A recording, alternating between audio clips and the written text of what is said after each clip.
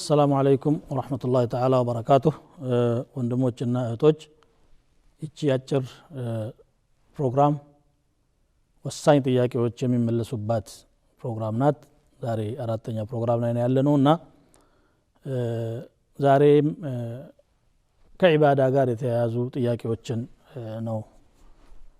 የማነሳው ማንኛውም ስራ ወደ ዒባዳነት ሊቀየር ይችላል የሚል ነገር አለ እንዴት ሊሆን ይችላል የሚል ጥያቄ ነው አዎ ማንኛውም አላህ የሚወደው ስራ ሁሉ ዒባዳ ነው ቤተሰብ መጠየቅ ወላጆችን መንከባከብ ጉርብትና ማሳመር ብቻ በጎ ስራ ብለን አቅላችንን የሚቀበለው ሸርዓችንን ያዘዘው ሁሉ ዒባዳ ውስጥ ይገባል ግን ዓዳ የሚባል ነገር አለ ለምሳሌ መብላት መጠጣት መልበስ እና የመሳሰሉት ነገሮች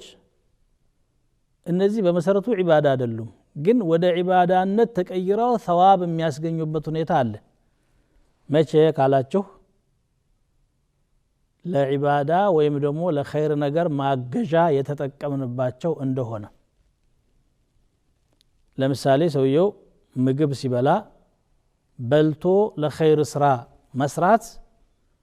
ጉልበት ለማግኘት ካሰበበት ማለት ነው ከባለቤቱ ጋር ሲገናኝ ራሱን ከዚና እንዲሁም ባለቤቱን ለመጠበቅ ከነየተበት ነብዩ ሰለላሁ ዐለይሂ ወሰለም وفي بضع احدكم صدقه አንዳችሁ በብልቱ صدقه አለ አሉ قالوا يا رسول الله أو يأتي أحدنا شهوته ويكون له فيها أجر عنداچن سميتون استناغدو እንደገና አጅር ያገኛል እንዴ ሲሏቸው قال ألأيت لو وضعه في حرام أكان عليه وزر عبادة يهونو محضنا غير المحض ብሎ ለሁት ይከፍላል عبادان محض ማለት እንዱ ለዒባዳነት ብቻ ተብሎ የታዘዘ غير المحض ማለት ደግሞ ዒባዳም ያልሆነ አላማ ያለው የተለያየ ነገር ማለት ነው ሁሉም ግን ዒባዳ የሚሆነው ሁለት ነገሮች ሲሟሉ ነው አንደኛው ከማሉል ሑብ የአላህ መሐባ መኖር አለበት የዛ የድርጊቱ መሐባ ውዴታ ከልብ ተነሳሽነት መኖር አለበት ማለት ነው ሌላኛው ከማሉ ዙል ለአላህ Subhanahu Wa Ta'ala በጣም መተናነስ ያለበት ሙናፊቆች ለምሳሌ ዒባዳውን ያደርጉታል ግን ውስጣቸው መሐባውም የለም ተዘልሉም የለም ተናነሱም የለም ለይስሙላ ሰውጋ መስሎ ለማደር ነው والذين آمنوا أشد حبا لله እነዛ ያመኑ ሰዎች ለአላህ ያላቸው መሐባ ከማንም በላይ ነው ብሎ አላህ ሙእሚኖችን ገለጸ ማለት ነው ተዘልል ያልኳችሁ ደግሞ ያው አላህን መፍራት ማለት ነው ان الذين هم من خشية ربهم مشفقون إنهم كانوا يسارعون في الخيرات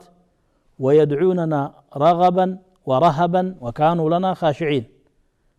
እኛም በመፍራትና ለኛ ከኛ በመከጀል የሚያመልኩን ይላል يدعون ربهم خوفا وطمعا ሁለቱ ነገሮች መኖር አለባቸው ማለት ነው ታዲያ እንግዲህ መሐባ ያስፈልጋል ከተባለ ዒባዳ ላይ ሌላኛው ጥያቄ ምን ይላል ሰውየው የአላህ መሐባ እንዳለው ምን ምልክት አለ እንዴት እናውቀዋለን እኔ እየሰራሁ ያለሁት እውነት መሐባ ኑሮኝ ነው ለማለት አላህ የሚወደውን ከወደደ አላህ የሚጠላውን ከጠላ ከዚያም መውደድና መጥላት ብቻ ሳይሆን አላህ የሚወደውን በመፈጸምና የሚጠላውን በመተው በመራቅ አላህ የወደዳቸውን ወዳጆቹን በመውደድ የጠላቸውን በመጥላት የአላህ መሐባ እንዳለው ማረጋገጥ ይቻላል أوثق عرى الإيمان الحب في الله والبغض في الله يتبالهم لذي ነው ይሄ ነው እና ይሄ ነው ማለት ነው ሌላው አላህ የሚወደውንና የሚጠላውንስ እንዴት ነው የምናውቀው እንዴት ማወቅ እንችላለን ይሄንን በራሳችን ፍልስፍና በራሳችን አስተሳሰብ ከመሬት ተነስተን ማወቅ አንችልም የሚቻለው አላህ ባሳወቀን መንገድ ነው بإرسال الرسل وإنزال الكتب ነብዮችን በመላክ መጻፎችን በማውረድ ይሄንን እፈቅደዋለሁ ወደዋለሁ ይሄንን ደግሞ አልወደውም ብሎ ነግሯል رسلا مبشرين ومنذرين لئلا يكون للناس على الله حجة بعد الرسل አብሳሪዎችና አስጠንቃቂዎች ሆኑ መልእክተኞች ናቸው ሰዎች በአላህ ላይ ከመልእክተኞች መምጣት በኋላ መከራከሪያ ማስረጃ እንዳይኖራቸው ይላል ስለዚህ ከመልእክተኞች መምጣት በኋላ ነው አላህ የሚወደውን የማይወደውን የምናውቀው አላህም እኛን እንዲወደን ዋስትናው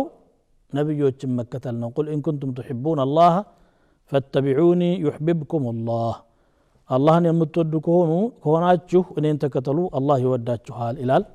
አላህ ይወደደን ፕሮግራማችን እዚህ ላይ ተፈጽሟል ወሰላሙ አለይኩም ወራህመቱላሂ ወበረካቱሁ